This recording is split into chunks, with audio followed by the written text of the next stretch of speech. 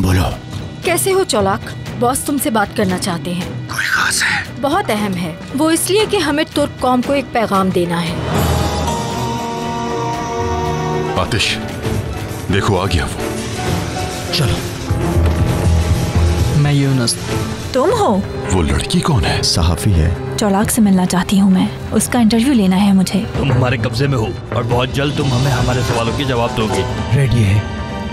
आता हूँ। सर, चौलाक जहां हमला करने जा रहा है वहां के नुकात मिले। लाओ। अरे नहीं, ये तो वही शादी वाला गांव है। आजम सब तो वहीं पर है। खबर मिली है कि गांव पे हमला होने वाला है। दुश्मन के साथ ताउन करने वाले कुत्तों, सब मारोगे, सब।